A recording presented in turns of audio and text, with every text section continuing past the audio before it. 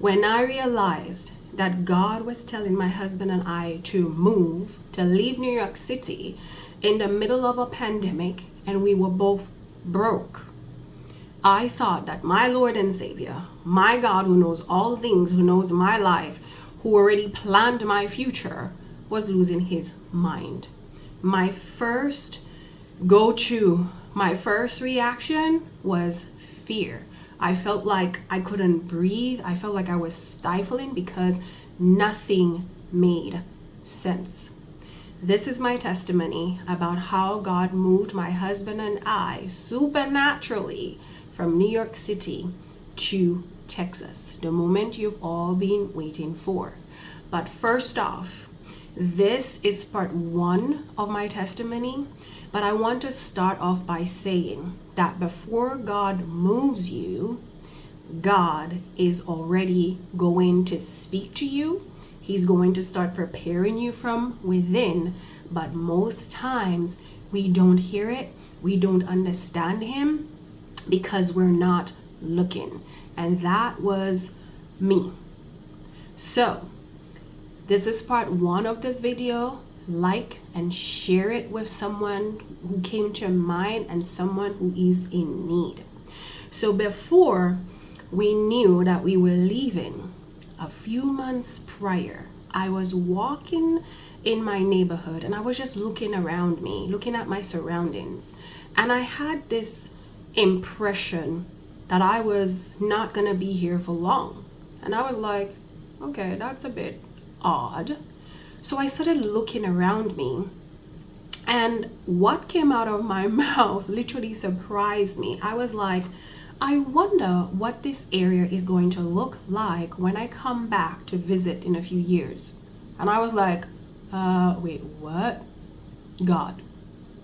I looked up at the sky and I was like, Lord, what are you up to? I brushed it off. So that was already sign number one. For those people out there who are prophetic, my prophetic ladies out there, you know what I'm talking about, but you don't capture it in that moment. You brush it off because nothing makes sense. You're not thinking, oh, well, this is God. You're thinking like, I maybe had too much pasta last night, or I maybe had too much chocolate or ice cream. You're not thinking that this is God because you're not looking, you're not paying attention. So that was sign number one that I did not realize. Sign number two was I had this nostalgia feeling about my students when I looked at them, or I was in the school, because I used to teach film and theater. I was in the schools and I would just feel like I'm not going to see my students again. I'm not going to see them grow. I'm not going to see the 6th graders grow into 8th graders. And I was like, why am I feeling like this? That was sign number two. Sign number three was there was an addition to sign number one. So I worked for a very large company. I was in after school programs, and that company I worked for had a contract with this school I was in for years, and I was there for a few years. And they had this contract, but then I think they changed principal, and then the principal decided they were going to go with a different program for the upcoming school year, and the contract we had ended, but the company was going to place us in another school. But for some reason there was this like mix up. They didn't know where they were going to place us, my colleagues and I, and it was just this big thing. So I was like, okay, I was connecting the dots, and I'm like, maybe that's why I was feeling like I'm not going to see my 6th graders grow. Maybe that's what it was.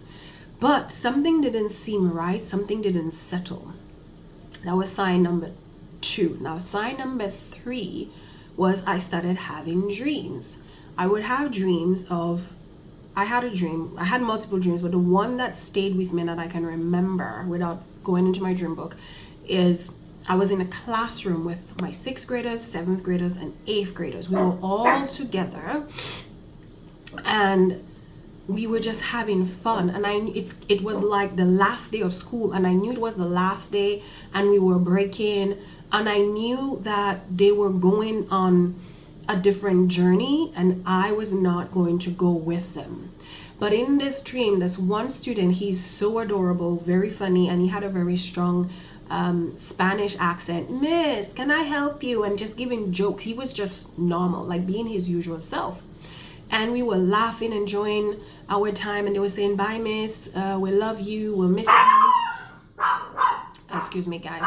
We love you, we miss you.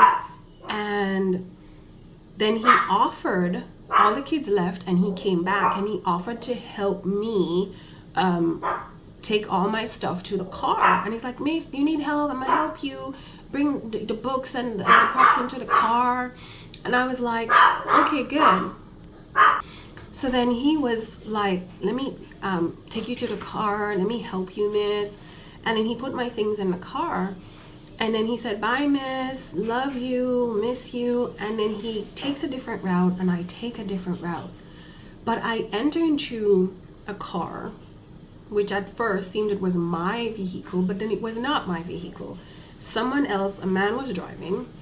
And in that vehicle, there were former church members. They had moved. They had left New York, and they had gone to leave out of town. Like some went to New Jersey, some went to like Connecticut, some went to even like South Carolina.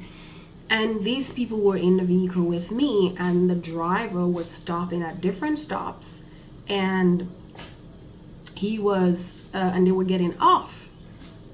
And that was that dream, and other things happened, but it's just gonna be too long for the sake of this video. And I got off, and then I woke up. Then all the signs were there, but because I was not paying attention, I could not see what God was actually doing. So this is part one of my testimony, and I wanted to start off by highlighting that before God tells you to move, the signs are there. He's speaking through impressions, through dreams. You will feel certain things through word of knowledge. You will get revelation about certain things, but we miss it all the time, like I said. Guys, stay tuned for part two, because I'm going to give you a detailed insight as to how things started literally falling apart before this great move. Be blessed. See you tomorrow.